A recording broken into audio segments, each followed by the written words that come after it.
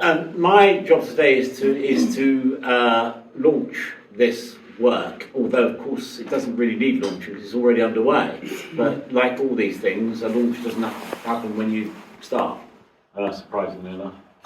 And the particular reason for that is that it's Mental Health Awareness Week this week. And so that's why it was appropriate to come and do this now. I just want to talk a bit about that, and I'll talk a bit about what the government's doing, but you don't really know what the government's doing really, but I will talk about it. I don't believe in these kind of political things, but I will talk about that because some of it's quite important. All lives are punctuated, aren't they, by moments of joy and moments of sorrow. And I was talking at the funeral that I mentioned for my 99-year-old friend, which was earlier this week, and I said that then. But of course, life, you see life in the round really, and coping with the downs, coping with the sorrows, coping with the sadnesses, which all lives encounter, just by nature, just the way life is challenging, and it can be more challenging depending on your circumstances and your state of mind. It's particularly challenging if you're lonely, if you have no one to support you, you don't have a circle of family and friends to get you through those times. It's challenging too if you're by nature anxious. And some of that is you acquire, sometimes people become anxious in life, but sometimes it's about who you are. Some people are anxious about all kinds of things, and those anxieties can be reasonable, but they can sometimes be unreasonable. Anxiety is born of fear. And of course, there's lots of things we properly fear. We fear all kinds of things. There are things to be frightened of, but many things that people are frightened of, with the right support, with the right network of people around them, with the right advice and encouragement, with the right solace, they can rationalise their fears, they can understand their fears can sometimes be exaggerated. So being frightened, having fear, feeling anxious is not something to be ashamed of. I mean, we've all got it. I've been anxious about things, I've been fearful of things, of course. As soon as you have children, you start getting fearful. Someone once said that as soon as you have a child, your worries start. You spend the rest of your life worrying about them, don't you? If you didn't have them, you wouldn't worry, I guess, but I think the upside is better than the downside. And there are all kinds of other things that cause us to look to the future with doubt. But what I want to say to you today is three things above all. Firstly, that is not abnormal. It may be at the far end of a spectrum, but it's a spectrum we're all on. We're all on that spectrum to some degree or another, okay? And it varies in life. So you have moments in life, periods in life, times in your life where you're really exalted, you're excited, you're satisfied, and then something might happen. You lose a loved one, you lose a job, an opportunity disappears that you'd hope wouldn't. It might be something dramatic.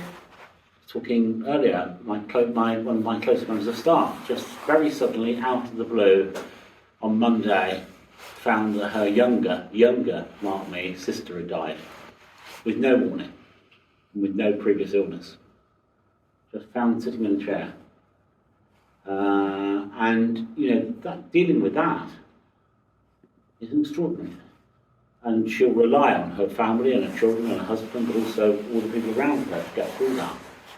And we know that those things occur in life, so it's not abnormal to have fears and doubts and worries, and sometimes they edge over to something more serious, what we call anxiety or depression. The second thing is that you can do something about it. That when you feel like that, when that does, as I say, become depressive, when it does become so fearful, it starts to affect the whole of your well-being, it is important to seek and get help. It goes beyond sometimes the support that a friend can bring. You sometimes need to get that support from someone who can counsel you, who can explain to you, because it's part of it's not knowing, not being able to come to terms with it, not being able to rationalise it, not being able to analyse it. We're all quite bad at analysing ourselves, aren't we?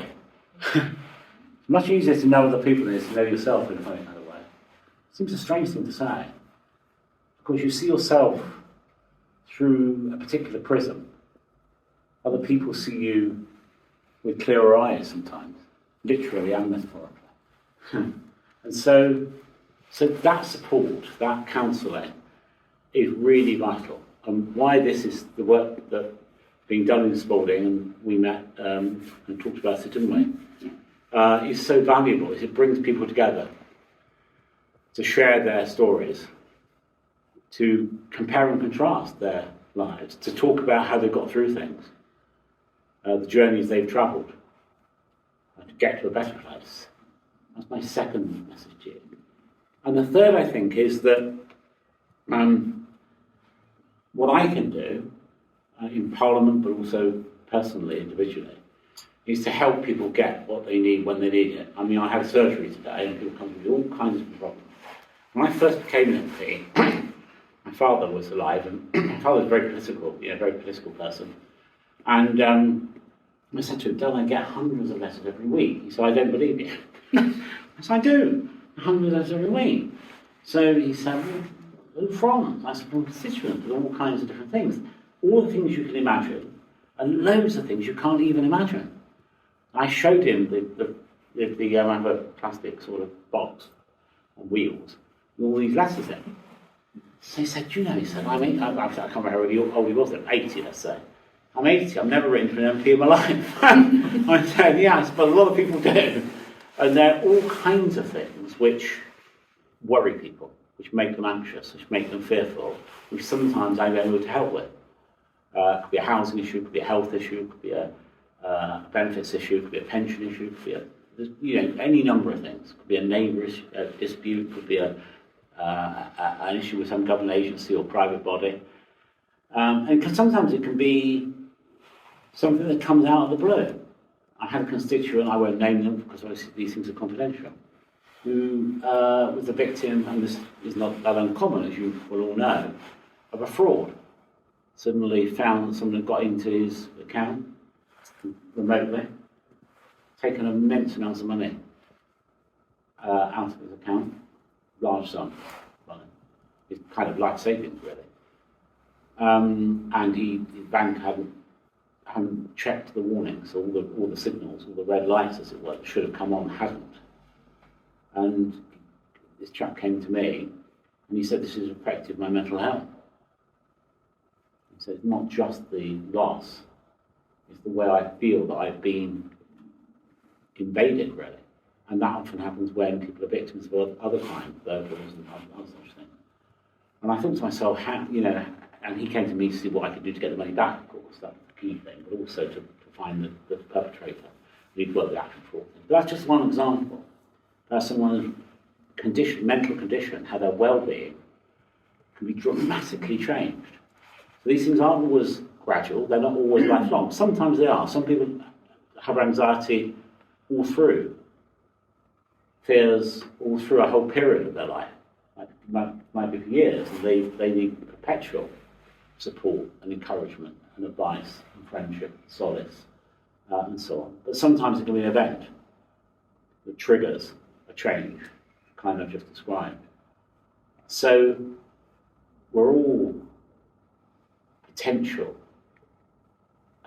sufferers, every single one of us, because human beings are frail and we're faulted. We're not perfect creatures. We're like a machine. We're much more complicated than that, much more glorious, aren't we, than anything that could be built in a factory. But with that comes a downside. With all of that rich complexity comes all kind of frailties. That's my first message to you. Get support, network, share, because you'll find other people who have been down the road before you. And they'll often be able to guide you, provide a roadmap. And the third thing is, if I can help, I will. And the government recognise this is a growing problem. I think we could debate at length why it's a growing problem. I think it's partly about the character of modern life, actually. Modern life is so hectic, so busy. The expectations of people are so great, aren't they? Young people, particularly, are struggling with that. The world of the internet, the world of social media. I'm not involved in Jack's keen on that stuff, aren't you, Jack? Jack will talk with much more authority than me, but it can be a very oppressive place, actually. It can be intimidating for people, and it can be isolating. Ironic that when the internet began, people said it'll bring people together. Ironically, it's probably done more than anything else to isolate people.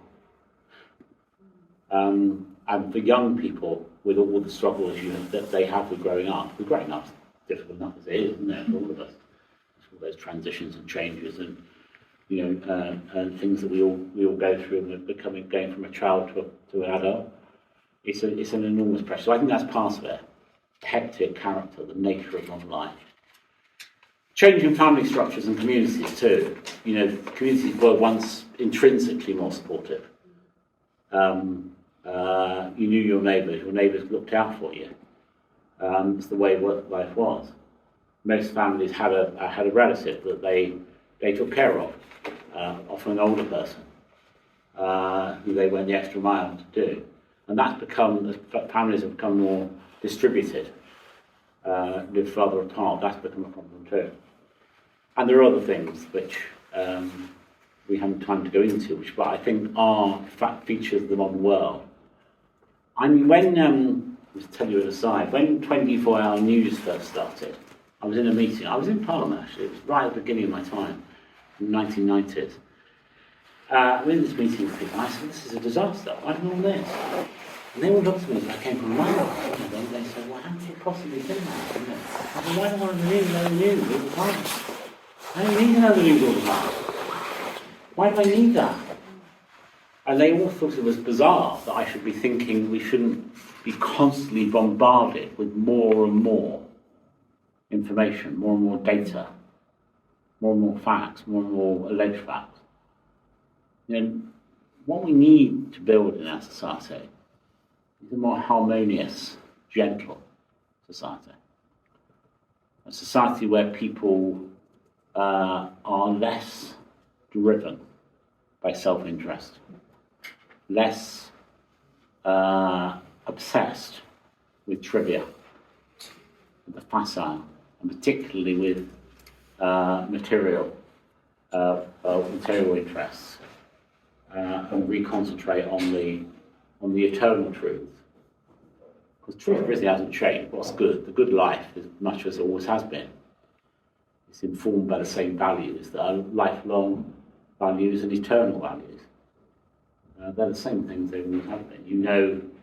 That through your lives, I guess, that the things that you value most, probably not that different to the things you valued most 5 years ago, 10 years ago, 20 years ago, not deep down.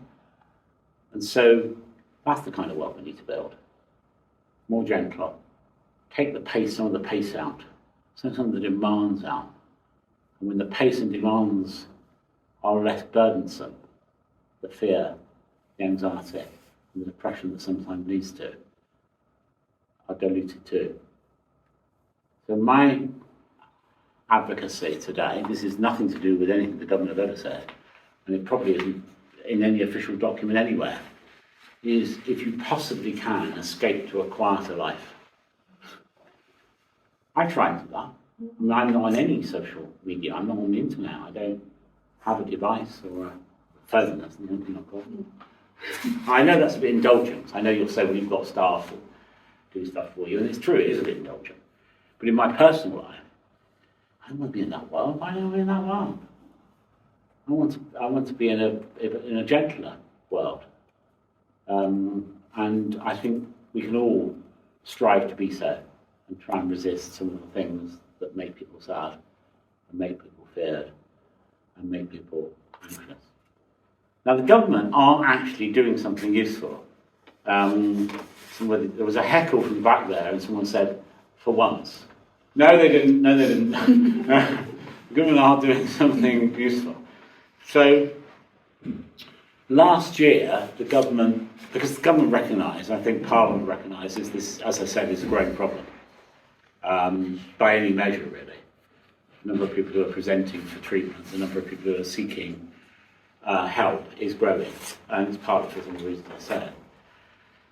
So they have issued what's called a call for evidence to inform a new 10-year cross-government mental health and wellbeing plan. Because part of the problem in dealing with the access to care and advice of the kind I described is it's often in several different places. It's obviously in several different agencies or bits of government or organisations, and trying to join those up and build a more holistic response is very important. So the government have issued this call for evidence,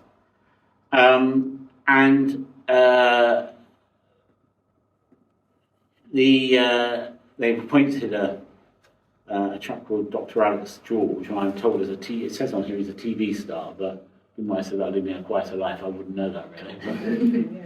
Is he a famous person? So, well, they've appointed him as the youth mental health ambassador, back on the basis that I mentioned a moment ago. There's a real problem with younger people. You've probably read about this. I'm sure you know about it too, if you've got family members who are teenagers and so on. And real worries about bullying, particularly internet bullying, the effects it's had. There have been some very high-profile people who have got deeply depressed and sometimes even killed themselves. So it's a significant problem. The government's looking to develop a series of hubs, and these hubs, called early support hubs, would help up to 500,000 people each year. It's to work with mental health stakeholders, both private and public. So, of course, there's a lot of charities involved in this. Obviously, mine's involved in various other people, but lots of other charities. So the charitable sector generally has got a part to play here.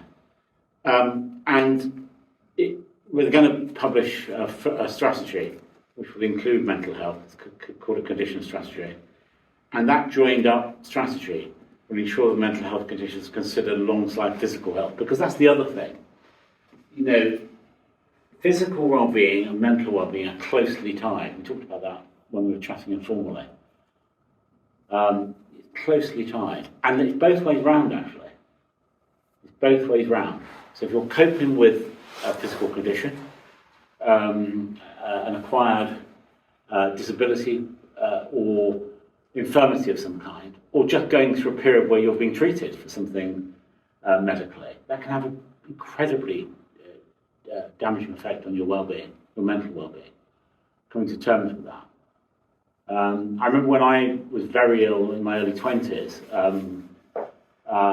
through an accident. I fractured my skull and was very, very ill for a long time.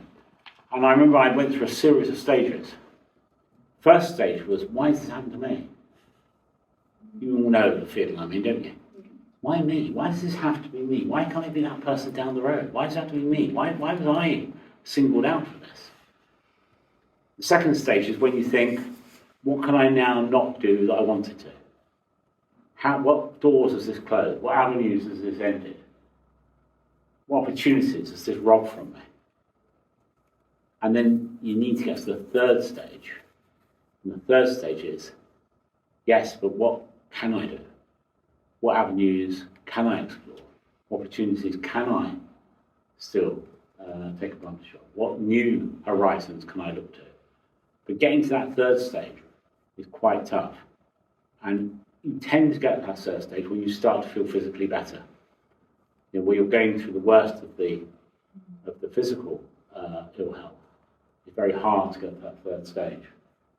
As I know from personal experience. So, finally, I just want to say this, that I'm one of the best things, my job, perhaps the best thing. I mean, there are many good things. I mean, it's wonderful to go and speak at the House of Commons and say what you like and have it recorded forever in Hansard. I mean, that's quite a thrill, really, you can imagine.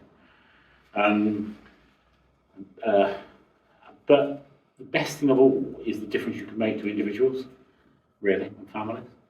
The best thing of all is when someone can come to you the way I described earlier, with that we've defrauded, or it might be a thousand and one other things.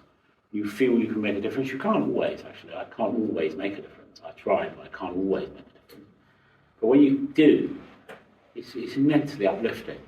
And that brings me to how you can all play a part in this organisation and this effort. Because that's exactly what happened to you, wasn't it? Mm-hmm. You've had, I talked about the joys and sorrows in life. You know, joys and sorrows in life? Yeah. You've had some joys and sorrows, haven't you? But I got through it, and the thing is, you have to go and seek help. Right. And you have to not give up. And and I think for me, helping people with mental health has really helped me get back onto the road to help people, and it's so rewarding because I've gone through those dark days, and they were dark, and I thought I was never getting up there. They did. And when I meet people and they go, oh, I'm never going to get better, I give them hope that they are. But it has to start with, you have to help yourself. You have to help yourself. I never would be standing here today. Well, I'm not going to mention a certain person in the room because, but I wouldn't be here today if it wasn't for that person, because I had lost all my confidence, all my self-belief, but somebody believed in me. And I give that gift. Exactly. And so that's what I wanted to end with, really, by you telling your little story, in fact. But it's a little story with a big effect. Oh, absolutely, big effect. And these very personal, small stories, because all our individual stories are quite small, really, in the great scheme of things, aren't they, can have a huge impact. It's like a small pebble in a puddle, isn't it? A pebble may be this big, but the ripples can go a very, very long way indeed for a very long time.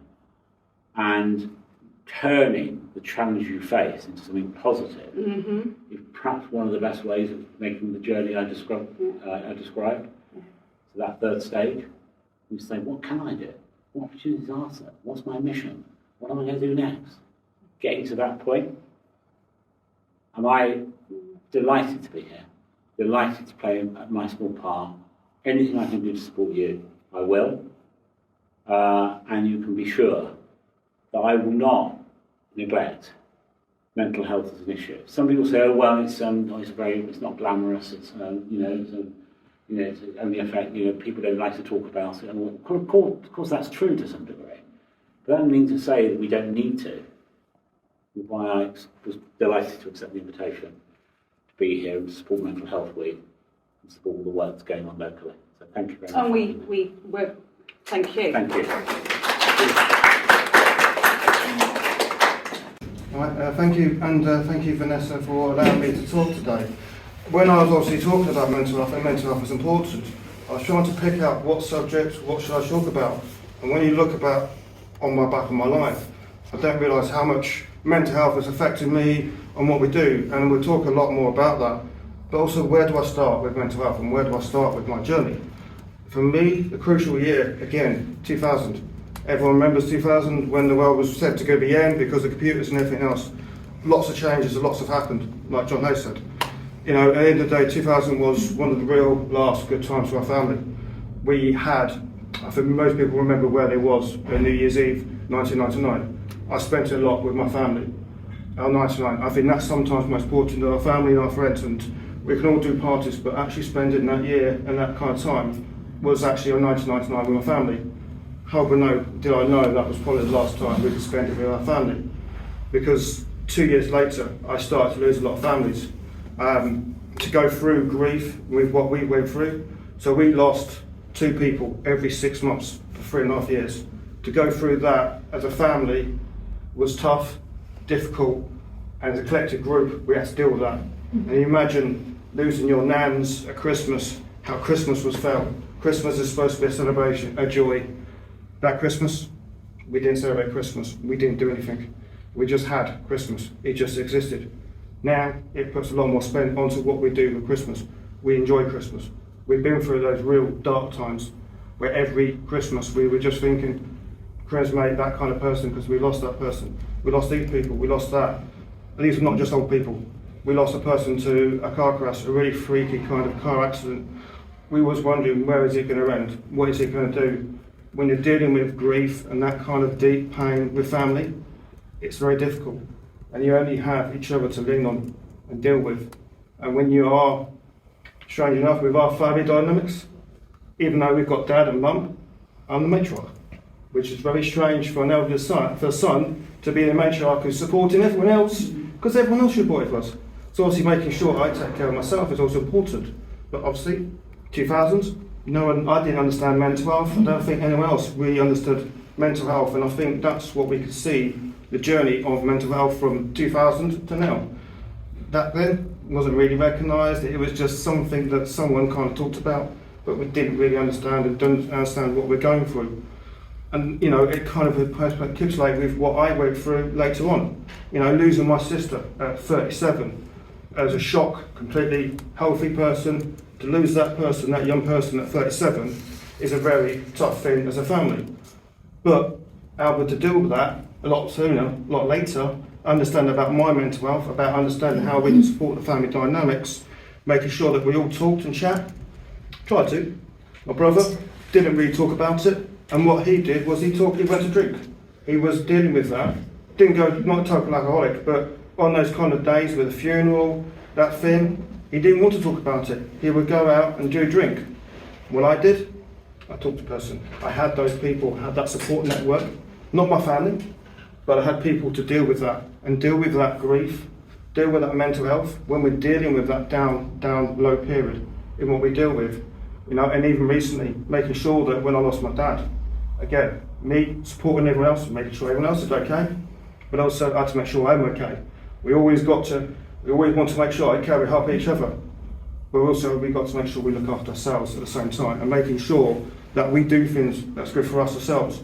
It's great that we can help loads of people out here, but if we're not right, how can we help all the other people that we can help right now? And again, going back to that 2000, this is why the date was important. It was a date that I went back and started one of my big career moves and career jobs, working from a weekend person up to being a very senior management. And everyone would say that actually, that's quite clever. You've done quite well, done hard work. But actually, it's not, because we always have that kind of lifespan of saying, right, go to work, earn a job, work you up with promotions. But is that right for you? Is that going to be more damaging to you because your mental health? The pressures of work, pressures of actually getting things done, that pressure of getting stuff done, and dealing with that, even though we are functioning and we're doing it and we're achieving it, how much damage is that going to take on people? That person's mental health to get to strive, doing that kind of getting to a manager, pressure of actually dealing with a manager when you're not trained, not understanding about the mental health pressures. And I go back, when I was asked about this, looking about my journey, realising that I was actually having a person that had depression. And I was actually told that actually there's nothing wrong with him. He can walk, he can jump, he can do anything he wants, he can still do what he can do for a job. There's nothing wrong with him, he's fit and healthy. He's got depression, what is that? Nothing. And that just shows, that's only 10 years ago. Actually, there was a lot wrong with that kind of thing. A lot wrong with those people. We didn't really recognise that mental health of that person, that battle, even though outside, no problems, inside he was broken. And we, as a company, we did not support him. We just kicked him down to the side, because actually he was fine on the outside. We didn't deal with their mental health 10 years ago. Not even today, it's better, but I think there's still a long way to go and still a lot more to do. And it looks back on my journey as well, because even I didn't realise how much I suffered in mental health. Quite often I would see that it'd be nice when the snow was coming down, I would wish that I would get snowed in because I didn't want to go to work. I would wish that there would be something happening so that it wouldn't stop me to go to work. Didn't know what I was going through, didn't know what I was suffering, but that's because I didn't want to go to work. I didn't actually want to do it, even though I was achieving, going to all this, doing all of this. Most often, before I go to work, didn't want to go, didn't want to happen. I even pushed myself, I had an opportunity to go to nights, just to talk about this with someone else, and saying that I went to nights, not because I really wanted to do nights, but I wanted to get away from management. I want to get away. We're seeing a lot of people around here with employment pressures, being pushed to do too much work, get this done, got to get this done, got to get this done, got to get this sorted out. So much pressure on people and wanting to get things done, working 12 hours a day. I think me and Vanessa were able to talk about, actually, obviously a day off, I tell you what, can you come in and just cover this, or come in and do this? We need to be careful about what we do as employees, how it's damaged me, I think, a little bit, and I've got to open up about that. And we're damaging more and more people into workplaces and how we're actually going forward. You know, and I think some people do know more story that actually ended up going bang. In 2016, I was pushed out, and it ended up with me having nothing. It's given me that lifeline that I now help to support you. But boy, was that a journey from where I was, from losing everything in 2016, having to sort those things out. Didn't realise the journey, the impact it has all the way through. It was just a ticking time bomb waiting to happen, and it just happened then. And going through, dealing with that debt, that homelessness, you know, having to live back with everything, getting that sorted back again, but able to now really look back and really take my life to the next level. But it doesn't say that I've not dealt with things, and being that kind of thing. And even now, you know, got that freedom, but we always have those pressures. Everyone, this world is a very tough place right now. We always see right now with the cost of living, getting things sorted out, making sure that we pay our bills, making sure that we have existence, making sure that we have that each and every time. We cannot do this alone right now. Nobody can do. Anybody who thinks they are weak. It doesn't matter how strong and how they want to be. No one is strong enough to deal with this in this world right now. I'm thankful that I've got 3 amazing people that I can actually talk to and chat to and deal with stuff. Because like John Hayes, we've always got stuff that goes on. Always we get frustrations because we want to help people, we want to do this or do that. We get frustrated. Never ever is a life straight line and going up. Life is a roller coaster. It is always ups and downs, and it's sometimes having that person when there are down times, but also when there are up times, and you know the people that are true there when they are down. And they're going to pick you up and say, right, okay, fine, let's get you back up to where you need to be. So really dealing with all of my journeys, all of what I've been through, just gives you an explanation. It's actually making sure that everyone, it's okay to not be okay. And I think that's a really good phrase. But we also got to make sure that we have someone to talk to. Especially as men, we need to be courageous and be strong and say, look, actually, I'm not okay. Can we have a talk? Can we have a coffee? Can we have a chat? You know, and just having that text to say that actually, obviously got to be respectful of other people's times, can't overbear it, but having that bit of time. And I've said to someone else today, I've been busy today, been seeing lots of people, and I said to them, look, it's not a problem, you text me, we can have a chat. Just text me and say, look, Scott, can we have a chat? And it'll be, yes, no problem, we'll have a chat here. Because we know how important that person is. It's about being there for each other, supporting each other, not just with the mental health, but actually supporting each other, growing each other, and dealing with those issues that we're going through. And we all know how challenged this world is right now. Without togetherness, we can't do that and help grow each other, but also deal with the stuff that we can't do. So that's what I'm talking. That's a bit about my journey and about everything else.